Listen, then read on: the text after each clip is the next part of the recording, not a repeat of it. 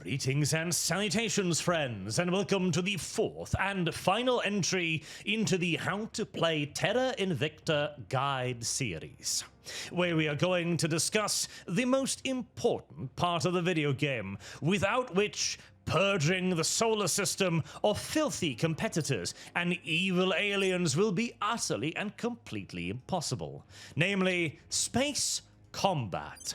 How to build up a mighty fleet of warships, how to design them, how to test them before you waste thousands of resources on utterly worthless pieces of garbage, and how to deal with enemy space assets. This is a campaign that is a lot further along. In fact, it is the one that I finished on stream some months ago as Humanity First. We're going to use this as the example because we've got all of the technologies anyone could ever desire unlocked. So I can show you all of them, recommend some, and also teach you how to look for good technological options, as part of me simply wants to tell you what drives and what weapons to go for. However, obviously, patches, changes to the game's mechanisms, etc., might mean that a weapon I recommend today is going to be utterly useless in 6 months' time. So you're better off knowing what to look for first. So the first step is going to be to find this button right here, Fleets and Ship Construction. Now, I already have quite a few ship classes ready to go, and you will build a lot of them in iterative versions over the course of the campaign as well. Once you find an excellent design, you can simply just upgrade it with bigger guns and better engines as you go. But you'll want Ship Designer to begin with. This is where your battle fleet will be born, to venture forth from your dockyards and eventually conquer the solar system. Now, I would highly recommend you don't even bother building warships until you've got at least monitors and probably advanced missile warfare. Hell, even then, I'd be tempted to recommend that you simply ignore space combat until you've got lancers and battleships, because unlike you, the aliens, they arrive with pretty much all of their tech intact, and you're going to be facing battleships pretty much right out of the gate on most occasions, and well, the humble monitor is just not gonna help you against stuff like that. However, there is an early game objective that requires for you to destroy an enemy warship, which unlocks a bunch of new research options, advances the questline, and, most importantly, gives you access to this right here: Exotics. Exotics is the catch-all term for the various metals and components that can only be found within alien starships and alien installations, and it is used in the production of the best weapons and the best armor. So you're gonna want to be stocking up on this pretty damn early and as much as you humanly can for building your proper end game warships. So it might be tempting to venture out into the galaxy and grab some right off the bat, and there is a way to actually do so without destroying an enemy vessel. So, the game has a little bit of a design oddity, you see. We talked previously about things like layered defense arrays, and now that I actually have some bases, I'm sure we can find some. Here we go. Torfin Karlsfinny base. As you can see, it has 4 Tier 3 battle stations. This is the bare minimum you require if you are to have any hope of seeing off even a small alien fleet. And frankly, it's too big of an investment. They are so unbelievably expensive and so unbelievably useless. Even this will not actually protect you if the aliens really want to destroy your stuff. But Alien point defenses are an entirely different deal. Alien point defenses can be utterly, ridiculously lethal, to the point where if you want to destroy an alien base on a planet, I don't know, I think I pretty much wiped out the majority of the alien bases around here by now, but say, for example, that you would like to wipe out a base on an asteroid. Let's see if we can find an example.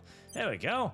Winchester. That's a lovely little rock spinning through space, and it's got a rebel base on it. If I wanted to blow up this thing, assuming it was aliens, you could simply park a fleet above it and orbital bombard the base. But you're gonna take some damage. Enemy orbital defenses are no joke, and even a full-on battle fleet is not going to escape unscathed, and a lucky hit to an engine block might render a battleship helplessly stranded forever until you can bring something over to repair it or bring it extra fuel. It's simply not worth the risk. What you do instead is you simply construct some transport ships. Transport ships, you see, like this troop carrier right here, well, they've got the extreme benefit of not provoking enemy ground fire for some mysterious reason. And so your superhuman space marines can easily invade the enemy-held base without getting shot to pieces. Additionally, whilst alien point defenses are absolutely terrifying, their actual defenders are not really that big of a deal. And so, if you want to take enemy bases, use troops and transport ships. This is a bit of a sidestep, however. If you really do need to destroy an enemy ship, or you simply want to early on, you can with as little as a simple escort, which is one of the earliest chassis you'll have available. The weapons you'll want to use are missiles, because they are the most effective and earliest available effective weapons, although they will grow obsolete very, very quickly. Preferably, you'd like at least advanced missile warfare, so you can get things like the Vipers. What you're looking for in missiles is not damage, first and foremost. It is the size of the volley, and it is the acceleration and the delta V of the missiles themselves, and finally, the magazines. So, let's go through this step by step. Acceleration is how quickly a missile can, well, speed up, accelerate. Delta V is its fuel for maneuvers and also further acceleration, determining how long the missile can actively burn its engines. This is vital because you need to penetrate enemy point defenses, which are very good. So you need a weapon capable of absolutely booking it to get through the enemy's defenses without getting shot down. And Delta V is useful for catching up to enemy vessels that are very, very maneuverable. The magazine follows the same logic in that you want the maximum number of shots fired at the enemy as quickly as possible to overwhelm their defenses. You can, frankly, safely ignore the vast majority of missiles, because by the time you get access to bigger and better missiles, enemy point defenses are going to be so overwhelming that they're going to be practically useless. It would be nice to land a nuclear torpedo on an enemy warship, but the odds of that happening are nigh on non-existent. There used to be a time when they were absolutely excellent for orbital bombardment, but again, troops are just better for that job. But you can make do with as little as the basic crate missile. You're going to want 2 of them, and you want to set them to focus fire, as, well, I'll be honest with you, this chassis, it's not coming back home.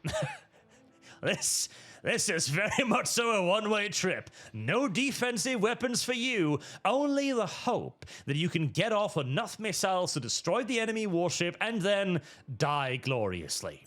After which, you want to mount armor on your vessel.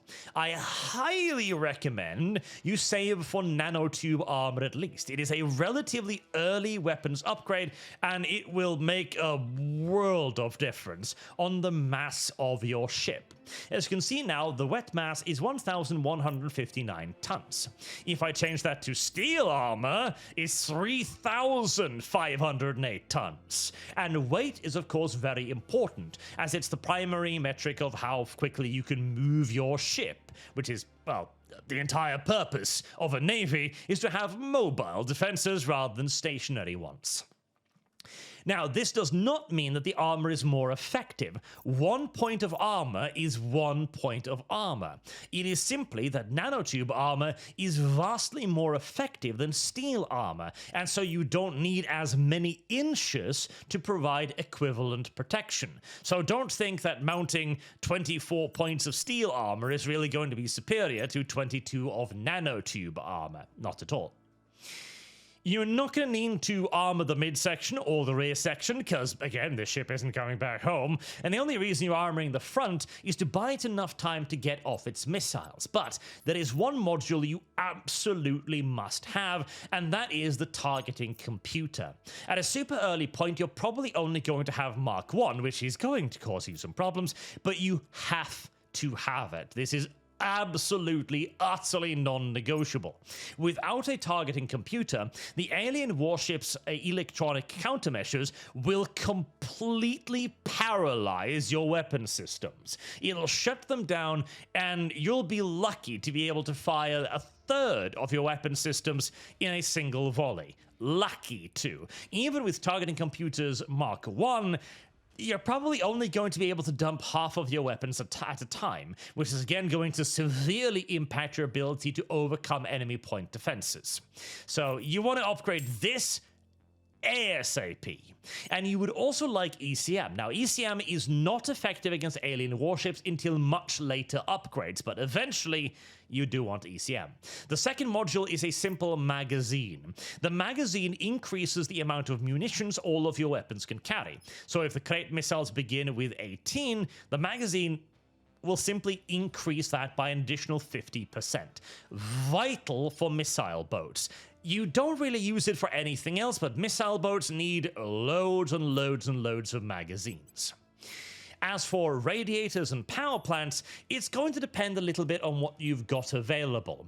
For radiators, what you're looking for is preferably something with a minimum amount of vulnerability. So, the aluminium fin radiators have very high vulnerability, which means that they have a very high chance of getting hit and destroyed during combat. This is not good, and you'd rather have something like the ionic dust radiators or the much later ons, which have low or very low vulnerability.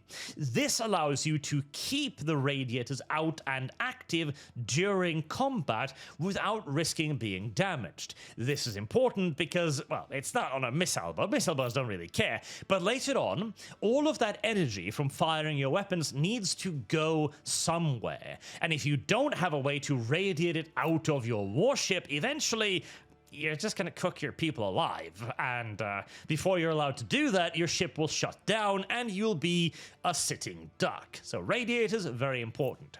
You might only have access to aluminum fin radiators to begin with, which is fine. You can just retract these for combat because, again, this ship is not going to be producing a lot of heat and it's not going to be surviving anyway, so shrug. You're probably also only going to have access to some very basic engines. At this point, it doesn't really matter what kind of engine you have, just slap something on and send it against the enemy. This is the suicide boat. You're going to want 6 of these, at least, probably. You'd prefer way more, like something like 12 plus. You want at least 4 kps of Delta V so that you don't spin off into space and can never be seen again, which is also in many cases going to cost a lot of propellant tanks. Propellant tanks increases the ship's weight, which is not good, and also devours huge amount of resources. This also depends on the engine itself, with some engines being vastly more effective than others, which we will touch upon in a second. This is the reason, by the way, why I don't recommend that you do this. You're going to want 6, 8, 12 of these ships to attack a single enemy warship, and even then, it's not a guarantee you're going to be able to win, as a lot's going to come down to the RNG dice rolling of your targeting computer. We're going to demonstrate this later in the scenario simulator. But you might be able to take on like a single cruiser with 8 odd of these things. It's going to cost an assload of resources, but you will gain access to some more technology, complete the objective, and gain your first little bounty of exotics. None of which really matters enough for you to hurry, honestly. Let's instead look at some more realistic designs, shall we? The Monitor is your first decently combat-capable vessel, in my opinion, where you have 4 weapon slots, 3 utility slots, then the radiator, and the engine, and the main generator. Again, you're going to want to go for missiles, preferably advanced missiles, so you can mount something like the Viper. You're going to want 3 Vipers, and then you're going to want either something like a 40mm autocannon, or if you have it, something like a point defense laser turret. Although I almost kind of prefer the 40mm cannon these days. The cannon, you put it in Guardian mode, or actually in defense mode, like so, which means that it will only engage enemy incoming projectiles, missiles, things that'll blow you up. Meanwhile, the missiles themselves, you always put in focus fire mode. You don't want to waste them shooting down enemy missiles. Utterly, a complete and utter waste of time. Slap on as much armor as you can to try and give them a little bit of survivability, the highest level of ECM you can get, and then just as many magazines as you can fit to max out the numbers of missiles you've got available. Don't worry about radiators or batteries on these ships, they're not going to need it. Again, the least vulnerable radiator you have, and when it comes to drivers, let's address this for a second. Drivers have quite a lot of statistics. The ones you really need to care about is the ability to move either at long range or short range. Once you click it, you will see the paper doll over here of the ship's performance update. Most of the stats that you need to worry about are simple ups and downs, like rating 2.2. The higher this is, the better. The higher this rating is, the better. Power use efficiency is usually not something you want to worry about, but it is in relation to your radiators. The less effective a engine is, the more heat you have to radiate. So either you need to radiate it via a radiator, or you need to use a utility module like a heat sink like these to sink the oil into a fluid so that you don't cook your own crew. But more importantly is what the engine actually does. If you are going to have a simple orbital defense flotilla, then what you're looking for is the highest amount of cruise acceleration available. This is your ability to move quickly and to get a high speed quickly. If you are simply intercepting an enemy fleet, you don't need to worry as much about cruise delta V, which of course is going to require more propellant tanks. For a basic intercept fleet, and this is a terrible engine mind you, you're going to want round about 4 kps. That'll guarantee that you can usually get to the enemy ship in close orbit and return to your station without being slung off into the void of space. It's a bit risky, but it's the bare minimum, and again, you just want to focus on maximum cruise acceleration. And the cruise acceleration, of course, goes down the more propellant tanks and the heavier your ship is going to be, with more effective engines having radically different stats in these regards. You can usually determine this by looking at the thrust rating. The higher the thrust rating, the higher the cruise acceleration in all due likelihood. Although, most times, you kind of just have to research the engine and slap it on your vessel to figure out what its performance is truly like. One of the first engines that I would usually suggest people pick up is the Grid Drive. It is a roundabout mid-level engine. And the reason I recommend it is because it has very, very cheap cruise delta V. It has terrible acceleration, but its high acceleration isn't ideal. It's what you'd prefer on a defensive fleet. It's not an absolute requirement so long as you carry out intercepts well in advance of the enemy fleet reaching you, so that your fleet is waiting in position to attack the enemy the moment they enter your orbit. And Cruise Delta V is used to travel across the solar system. So if you have 30 kps, you can travel from Earth, for example, to Mars or Mercury with no trouble. I value this greatly because say that your initial fleet on Mars gets destroyed. Okay, you could build a new station around the orbit of Mars. You absolutely could. Then you could rebuild all of your space manufacturing, and then you could rebuild all of your warships, and it'll take you for absolute fucking ever. Or you could skip most of that, build the fleet on Earth, and simply send it over to Mars. The strategic flexibility of having a ship with a good Delta V is, to me, just straight up worth it. But technically, acceleration is what you want in a defensive fleet. And then you plonk on the best engine you've got available, which is usually dependent upon tonnage. The better the engine, the more energy it's going to put out in the lower weight category with less weight. And costs also has something to do with it, although it's usually not enormous.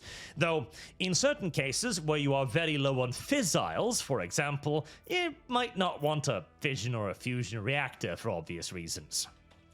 And this vessel, since it's meant to actually survive something, you maximize front armor, 2 middle armor, and 1 or 2 rear armor just in case something's going to get behind you. This is a vessel that in numbers, 6 to 8, will be able to take on enemy formations with no casualties. Usually only something like, 3-4 cruisers or something, not an entire battle fleet, but this is the first design you make that is going to have a decent chance at sinking the enemy without sustaining devastating casualties yourself. However, the weapons are the problem.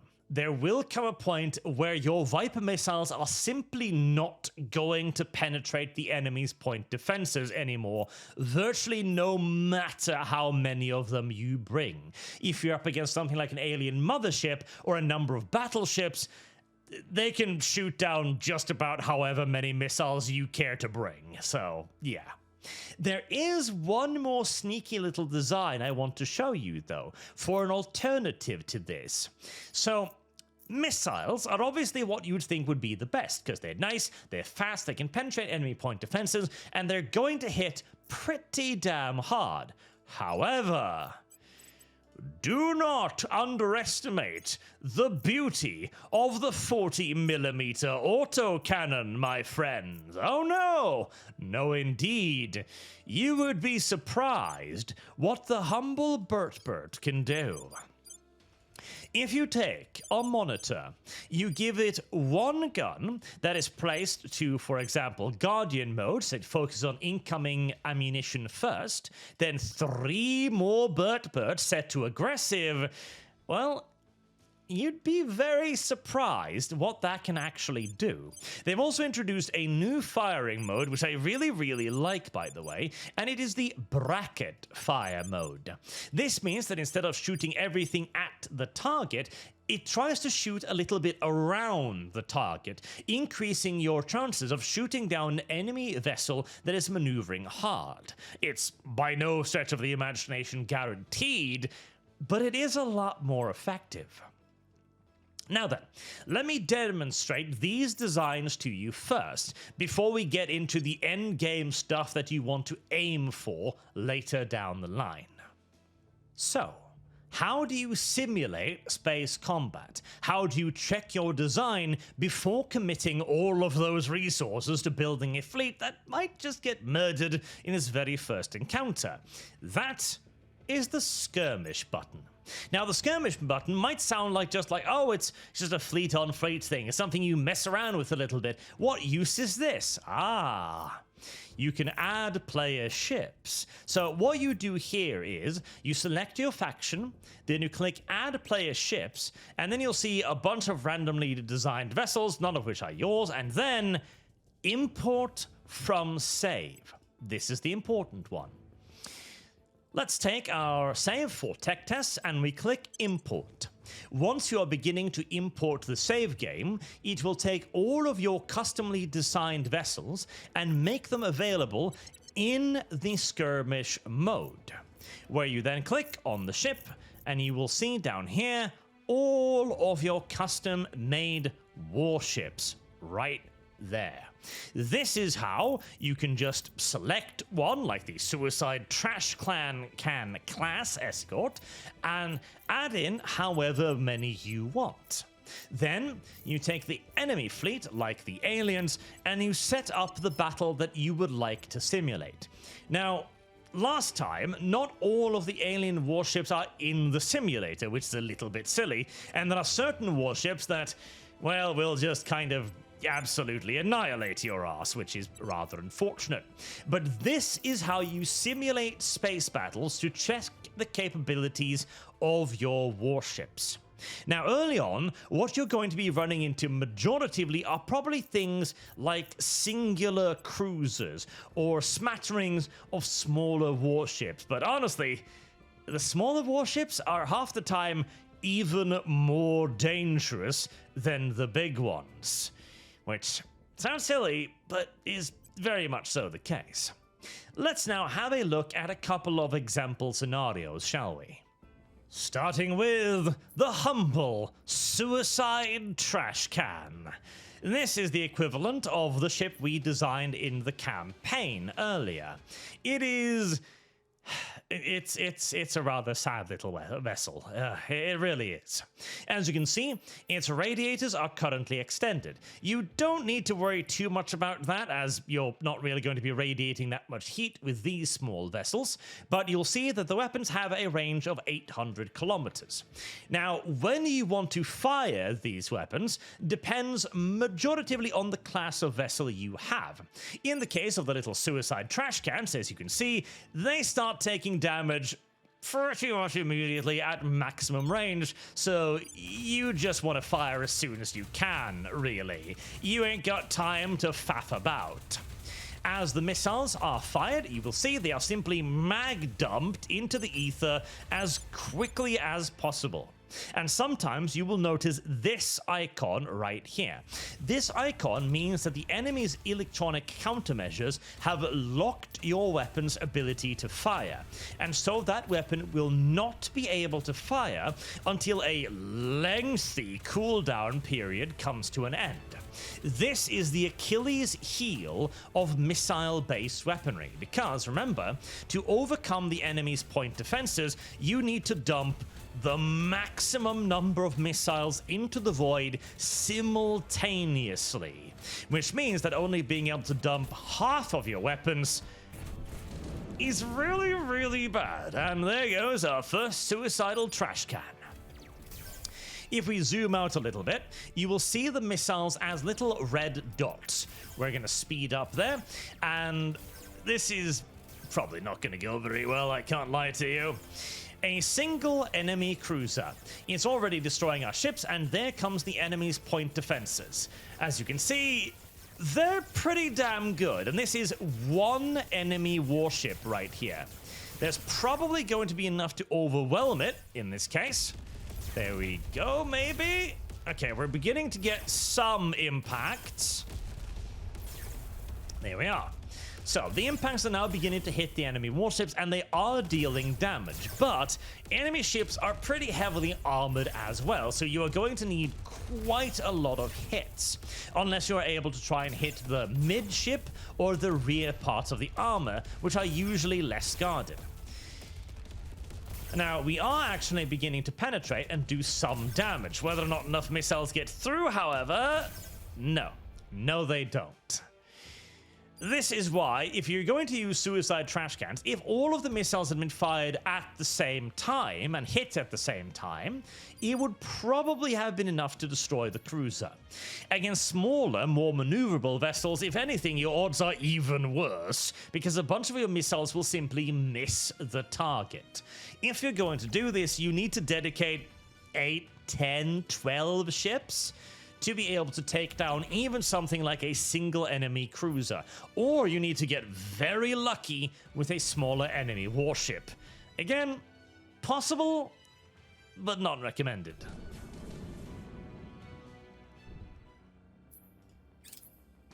let's up the ante a little bit. Now we're going to bring our monitor ships. Now, in the in-game technological rating, these are only 1 point more powerful than the suicidal trash cans. 1 point. And we have doubled the amount of enemy ships to 2 cruisers, which are the equivalent of the ship we just faced off against. Now, in this case, we have a little bit more defenses, and so we can afford to get a little bit closer before we start worrying about our counterfire. We also have our 40mm cannons that will begin engaging the enemy warships' incoming missiles, and they do a pretty damn good job of it. I would still say on average, in larger ships, you're going to want to prefer point defense lasers, but the 40 mils are genuinely pretty damn amazing in my opinion. So, you will usually want to try and get somewhat close to the enemy before you begin firing your missiles, as the closer you are, the less opportunity the enemy vessels are going to have to react to the launch of your weapon systems. In the case of this scenario though, they're going to start firing fairly early, so we're going to have 3 ships on each of them. There goes the weapon systems. And now that we have 1 more weapon system per ship, you will also notice we are no longer using the crate systems. We are using the Vipers. And I think you will find that the difference between them is probably worth saving for. Let's zoom out a little bit, and we can see the red markers beginning to close in on the enemy warships. The long-range laser systems are primarily focusing on our own ships now, and there goes the point defenses. It's a lot of point defenses, but nowhere even remotely close to enough. This is why we wait. Instead of sending a bunch of suicidal warships out that's going to cost you like 1,000 of each resource, wait a minute, get the monitor, get advanced missile weapons.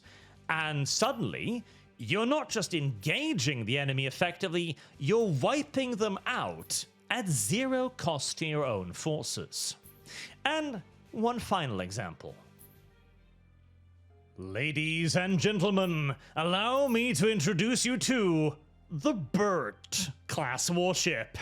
If you don't have the time or the interest in saving for advanced missile warfare, this is going to be your by far best alternative. The Burt simply carries 4 40mm autocannons, 3 of which will be set to pure offense, and 1 of which will be set to Guardian mode to shoot down incoming enemy missiles. This is pretty much one of the most primitive weapons you have access to, as you get it pretty much right off the bat. And it is literally just a ginormous Gatling gun mounted on a monitor chassis. Now, you will notice I have 1 more warship in the mix here. As with the Burt, you want a little larger number of ships, as the only thing you want here is, well, you know, with missiles, you were attempting to overcome the enemy's point defenses. Well, a 40mm round, quite conveniently, is very, very tiny. And so whilst it's enough to detonate, say, an incoming missile weapon of the enemy, they aren't actually large enough to make the enemy fire their point defenses at them. Now, of course, what is a 40mm round going to do to a massive enemy warship? A huge vessel that we saw shrug off missile detonations earlier. Well, I'll let the damage readout speak for itself.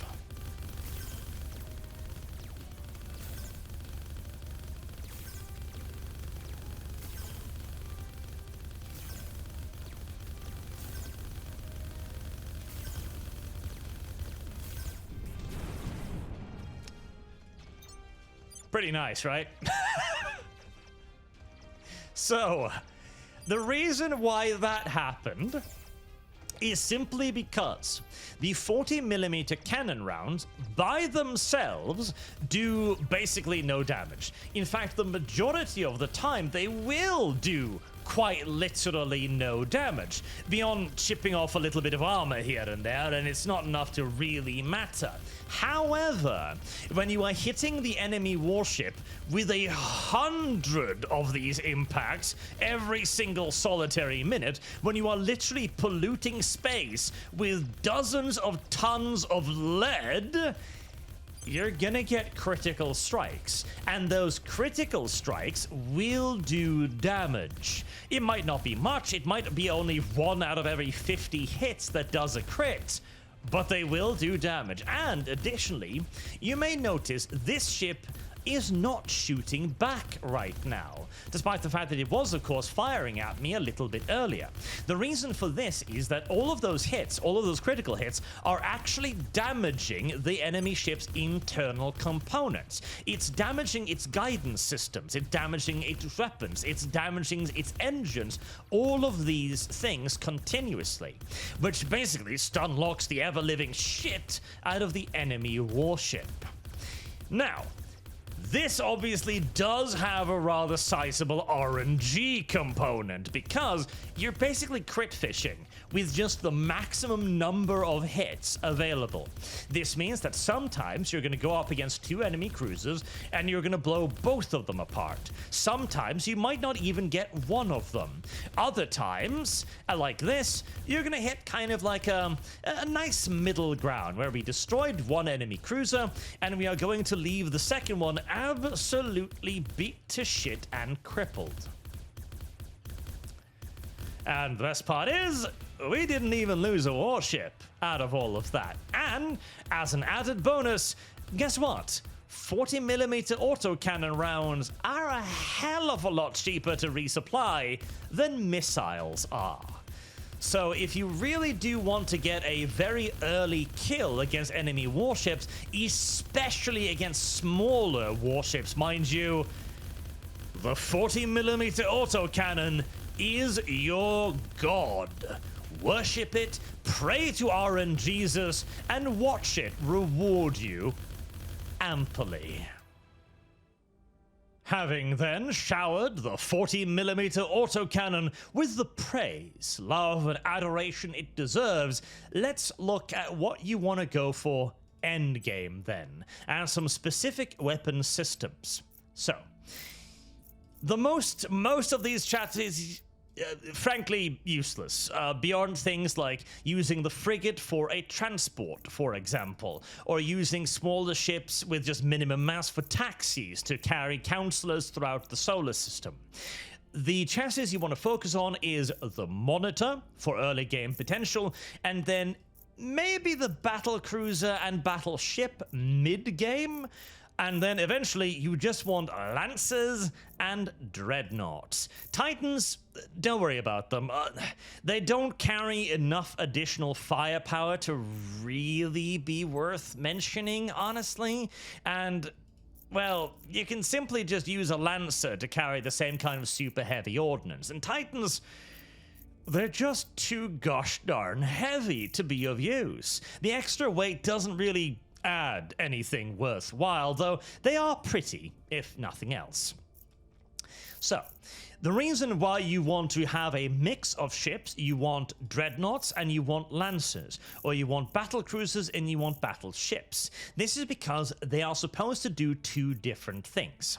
The battleship is there to overwhelm the enemy's point defenses and do damage to their larger warships. This is also the purpose of the Dreadnought. The way you do this is by using magnetic weaponry. These are solid fire railgun projectiles. The way you want to do it is by weight of fire. A single projectile is going to get shot down. 100 projectiles, a lot more difficult. This is also why you don't want to be using the larger batteries, as you have a choice of 3 different sizes. You can bring a single light coilgun battery, a double coilgun battery, or a large quintuple railgun battery, as you can see here.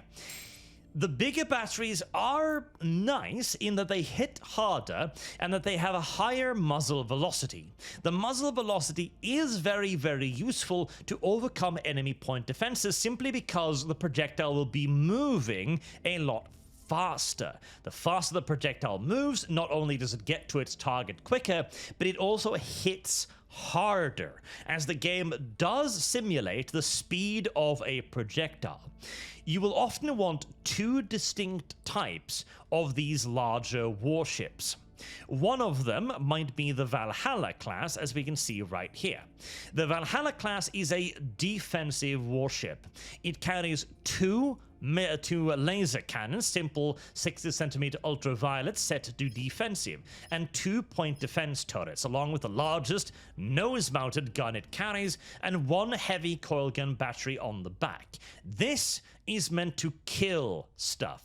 The heavy coil gun fires very quickly, hits very hard, and will take multiple hits from enemy point defenses to destroy. The heavy coil gun then adds extra killing power to this list. These vessels are then backed up by weapon platforms like, I believe it was the North Sea. It's been too long since I played this playthrough. Ah yes, the North Sea. The North Sea also brings some defensive power, as you're going to want a lot of it, in the form of 2 point defense phaser turrets.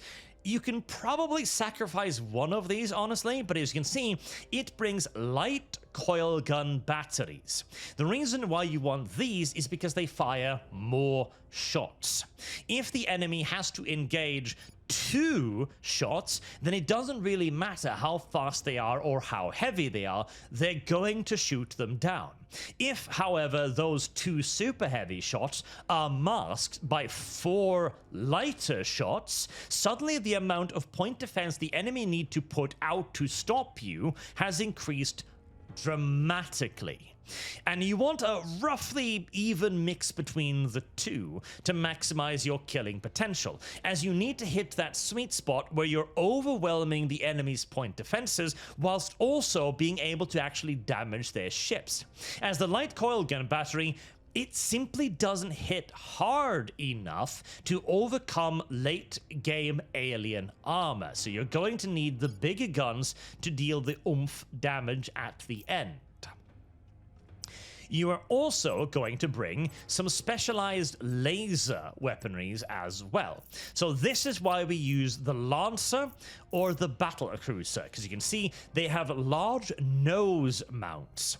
So there is a difference between hull-mounted weaponry and nose-mounted weaponry. As you can see, the shape of the weapon is slightly different. A hull mount, it will fit in these slots right here.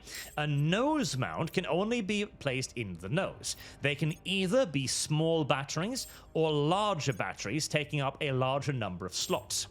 Now, there is an argument to be made, by the way, for loads of smaller forward-facing guns like this.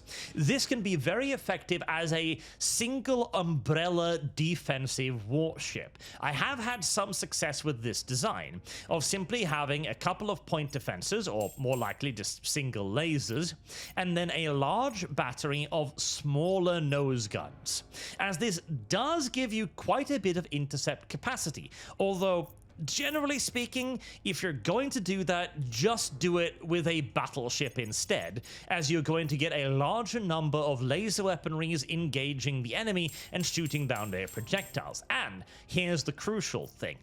Enemy armor, alien armor, is very, very, very good, to the point where the majority of laser weapons are just kind of useless, frankly.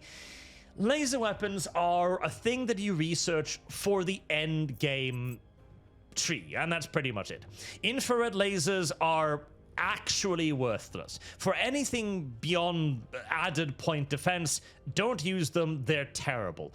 Green lasers, same problem, useless. It's only when you get ultraviolet that things begin to look up.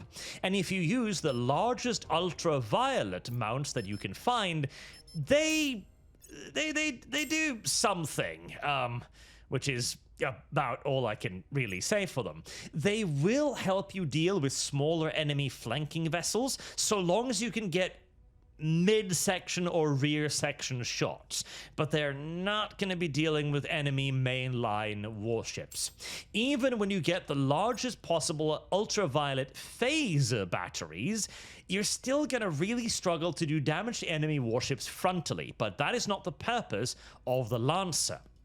The Lancer is there to protect your flanks, as many smaller alien warships will fly around your fleet. Their capital ships will come straight at you from the front. It is the battleship's duty to destroy those with mass drivers. These ships are meant to all be gathered together and fired in group against individual small enemy warships one at a time, focusing all of these titanic weapons on a single ship until it's destroyed or crippled. Then you switch to the next ship and so on until you've picked up all of the enemy flankers. And the reason why you absolutely need to do this is because of the way armor works. If we look at one of our late game here, like the Valhalla Ultras, for example, you will see they've got quite a lot of frontal armor, 50, but they have next to no middle and rear armor at all. This is because, look at the tonnage here, 60.618. If I add one frontal armor, it increases by about 100 tons. Not a big deal. I add one side armor, it increases by 1,000 tons. It is because it is a lot cheaper to armor the narrow front than the long side. So side armor is very, very expensive. And if you're going to have enough to actually protect the ship, oh boy, you're gonna have an immobile brick that will require dozens of engines and ridiculous amount of propellants just to move it, along with a very, very powerful engine as well. It's not worth it. It is far better to destroy the enemy trying to flank you than make a fleet of immobile battle bricks. Far better to simply destroy the enemy warships instead. Again, however, laser weapons only really useful at the largest size. You might want to space in a few smaller ones like these occasionally to add to your point defense. And the reason for that is the targeting range of the point defense battery is 135 kilometers. The targeting range of the ultraviolet arc laser battery is 600 kilometers and a defensive target range of 200. Vastly superior for the task. It also delivers more damage, but can shoot down larger enemy projectiles. Very, very, very useful. You are also going to want to bring a command vessel. In my case, they are the Jarl class of warship. We'll have a look at the battleship right here. The Jarl class is special because it carries a flag bridge. The flag bridge is another piece of absolutely vital tech because it reduces the command strain, so this thing right here, of the entire fleet by 20%. Huge, huge, huge, huge, huge deal. But the enemy are going to focus your Jarls down. They know which vessels are the command vessels, and they will focus their fire on them, which is why you usually want to add in another solid 10, maybe even 20 front armor above what you have under your regular ships to your Jarl. I also prefer to have my single Jarl just weighted down with as many single shot lasers as it can get to add to the defensive capabilities of the fleet overall. Because of its extended range, it doesn't just have to engage projectiles fired at it, it can extend an umbrella of fire cover over the entire fleet, which is very, very, very useful. You'll also notice the muon spiker. So these are part of very good later game research, like the muon spiker and the neutron spiker and the antimatter spiker. These are engine boosts. You see, if I remove it, I lose cruise acceleration. This is because the Muon Spiker works with my engine to accelerate the rate of, well, explosions and forwardness and, you know, whooshiness. Yes, it increases my whooshiness. That's all you need to know. And whilst it does add some tonnage, it increases the whooshiness far more than the added weight. So you pretty much always want to slap one of these on. There's no real loss to doing so, and the additional speed is always nice. There are even some combinations that can be drastically improve your ship's overall performance.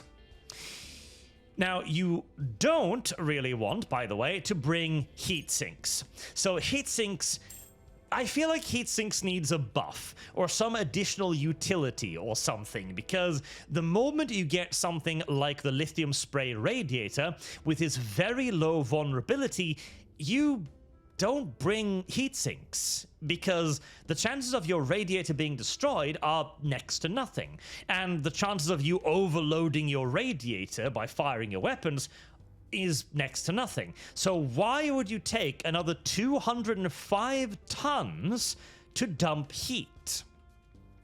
These need a boost or some sort of redesign, I think, to make them more valuable and actually, you know, give them some purpose. I would also recommend at least one ship, or most often all of them, to have repair bays, and you also want some salvage bays, because that increases the amount of those delicious exotics you're picking up. Don't worry about munitions, by the way. Even when you are using solid shot weaponry like the railguns, you're not gonna run out of ammo. I have never ran out of ammo in a single battle on anything but the largest of guns. So, not really a big problem. There are also some little niche weapons for you to consider. Plasma weapons is one of them. I have played around a fair bit with plasma to see if I could find some sort of decent use for them, and not really, honestly. So plasma functions in kind of a weird way in that it sort of targets the enemy's armor. So what you would think you'd do is you'd take a plasma to strip away enemy's armor, and you'd combine that with a large laser, as the primary debuff, the primary reason why the laser is so bad, is that its destructive power gets reduced a lot by armor. Now, this is a maximum level laser, and it still has its damage reduced by 17% over 600 kilometers by armor. Even at point blank range, it's still getting a damage debuff. So if you take away the armor, the laser hits harder. And this is true, but the plasma takes so long to eat through the enemy armor that you might as well just bring a railgun at that point, and it would do pretty much the same job. Plasma does travel faster and can also be more effective against smaller vessels, but at that point, you just bring more lasers to destroy the smaller vessels. I can see some niche potential where you simply put the maximum amount of plasma you can on a single warship in your fleet and use that to weaken key enemy targets to allow the lasers to do a bit more damage, but again, it really feels like you'd just be better off firing your coil guns at it instead. Now, particle beams are a very cute potential idea with things like the ion battery, for example. So the reason why this is kind of adorable is that it doesn't destroy the enemy ship in the same way that a laser or a magnetic does. Instead, it tries to fill the enemy warship with lethal radiation, disrupting electronics and disabling crew members. Now, this has a couple of interesting little uses. Because it doesn't destroy the enemy warship, it can allow you early game to disable enemy warships, crippling them without destroying them. And because you're not destroying them, you're not raising the enemy's hate level. It's niche, but it is a potential use for these weapons. Additionally, I can see an argument for bringing a big ship that has the maximum number of long-range particle beam batteries to again disable key enemy warships and reduce the amount of shots coming in at you. They can also be used to disable systems, which means they can be used to disable enemy point defenses, which makes it easier for the rest of your railgun weaponry to get through. But I would only ever use this as an additional ancillary vessel. You know, one more add-on vessel to make the overall fleet a tiny bit more effective. And speaking of effective, there is another must-have research, and that is the advanced laser engines. If you have a ship that is going to focus on doing laser damage, mount it up with every advanced laser engine you can find. All of it. They stack and they add to the power of your lasers. Even the largest lasers in the game, mounted on one of the biggest ships in the game, nose ships, well, they're actually going to be kind of terrible without them. Let's see, I've got there we go, the Moonin Ultra Block 3. There we are. Oh no, that's the Spinal Siege Coiler instead of, well, big gun is big gun. You need the laser engines to power up the lasers. This is not a laser. This is the snipers. The snipers also, by the way, are there just to destroy enemy capital vessels. This is for motherships and stuff like that, where the entire ship is just one ginormous gun. Very useful, and I do highly recommend them. But if we were to take a large laser weapon instead, you pretty much just want to bring all of your advanced laser engines, with the only other thing you want is, again, targeting computers. Never leave home without a targeting computer. ECMs can also help, but I've noticed relatively little difference in using ECM or not using ECM, so It really is not the biggest of deals in my opinion and experience.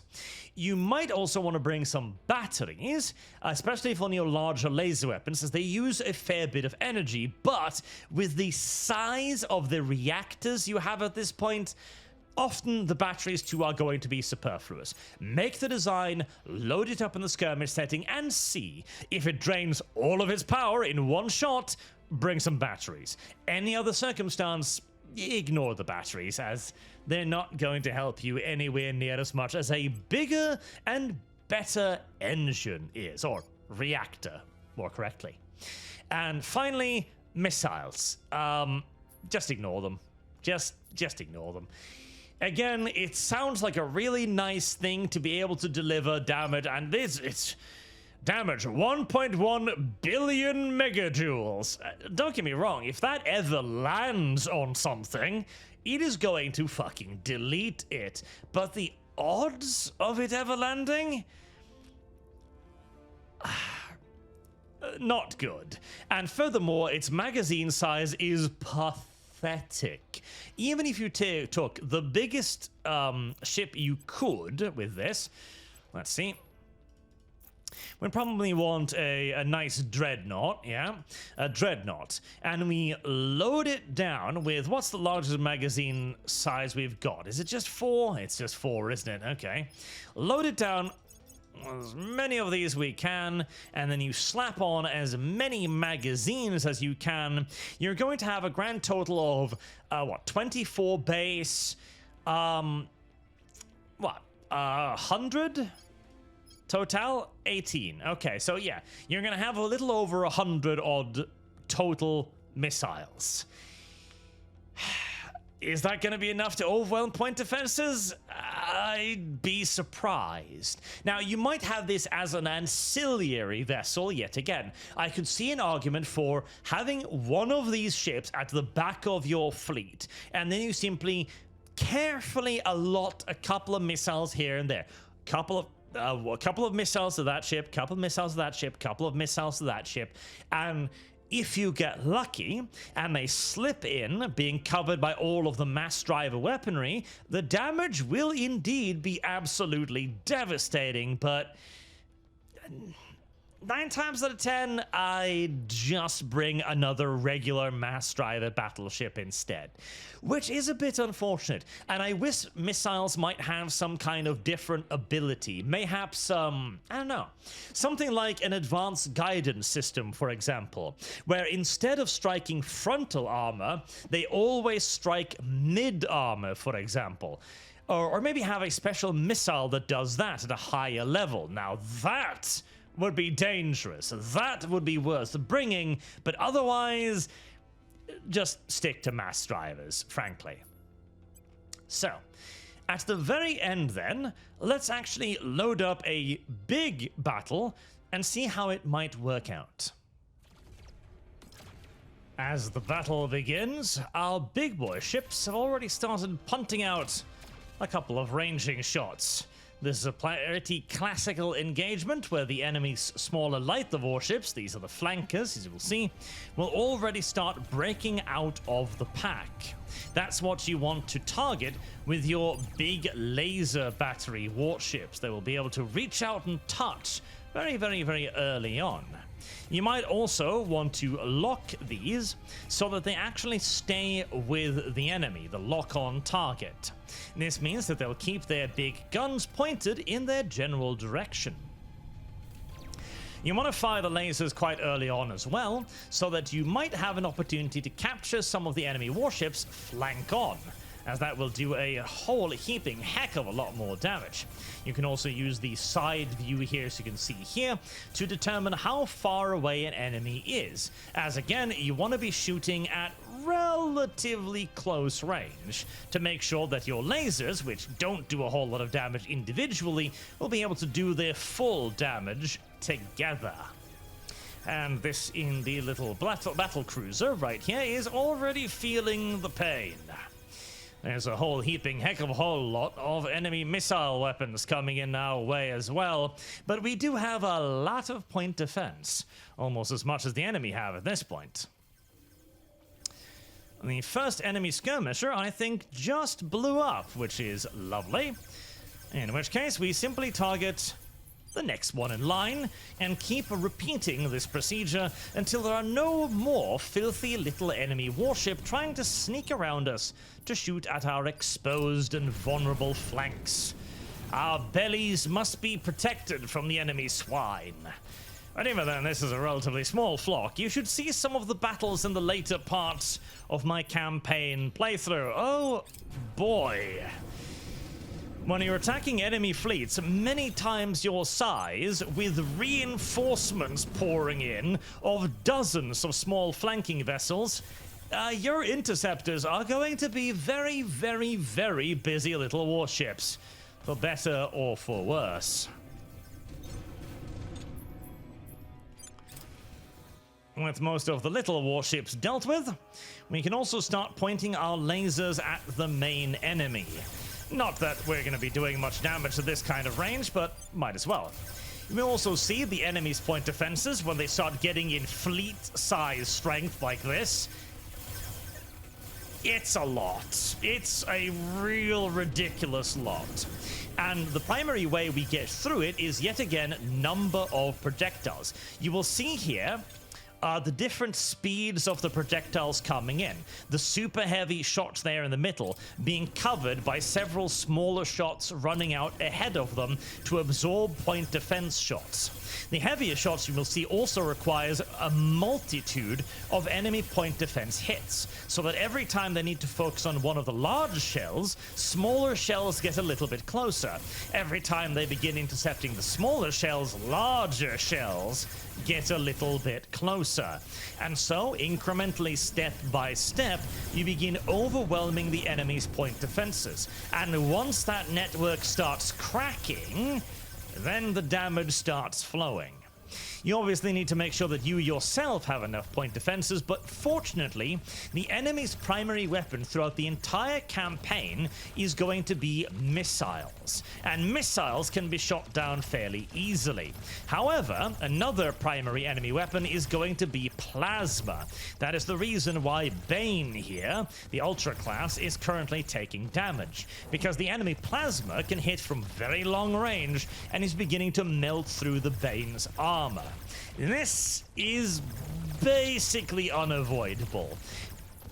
Plasma moves very quickly, cannot be shot down, and there isn't really any defense against it other than to simply mount even more armor. So plasma is going to be a constant danger, whittling down your armor. And once you start getting closer to be hit by enemy laser weapons, you can suffer some pretty severe damage from just simple mass of plasma. Oh, I just noticed a little Bert class has managed to intrude upon proceedings as well. Well, he's having a lot of fun. And probably hoping to God that he won't need to go to the front line, where his armor will be a little bit underwhelming for this particular confrontation. For formation, I prefer to put my bigger fleets like this in a simple column formation. Early on, wall or high wall is good to just put the maximum number of ships in the exact same line. But this is primarily a missile formation where you're hoping to get all of your weapons off simultaneously. Whereas these ships, the primary purpose of the forward ships is going to be things like the Valhallas. They are there to soak enemy damage and to dish it out. Behind them is the far more vulnerable Moonins and Hugins. These are your most valuable vessels because they are your killers. And so obviously you don't want them near the front line where they can take serious damage. You'll also see here, this is the energy bar. Once it begins firing its weapons, it depletes a huge amount of its energy. But due to the sheer scope and scale of its engine, it rebuilds it almost instantly, which again allows you to save yourself some battery expenses. And it seems like the enemy fleet was taken care of very, very easily. The majority of battles you want to end exactly like this one ended. Your lead ship is going to take a beating. That's going to happen pretty much whatever you do, because plasma. It's probably going to lose all of its front armor. It might lose its engines as well, but so long as you have other vessels in the fleet with the repair capabilities, you're going to be able to repair the engines at least to the point where you can get the vessel back home.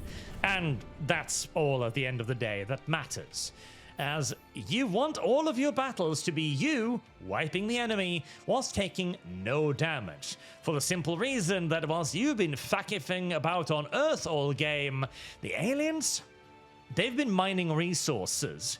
They've been building warships. They are going to outnumber you in space, and by a lot. So make sure that when you win properly. And that, finally then, concludes the Terra Invicta guide. Hopefully, these multiple hours of me telling you about things and mechanics and stuff and ideas will have helped some of you to get to grips with what is a genuinely amazing game. Terra Invicta is a fantastic title, and it would really be a shame if you didn't try it because it looks too complicated. Especially as, despite what the length of this might indicate, it's genuinely not that bad. Hopefully, you'll give it a chance. Until next time, I've been Arch. Thank you all very much for watching, and I do hope to see you all again soon. Till then, have a good day.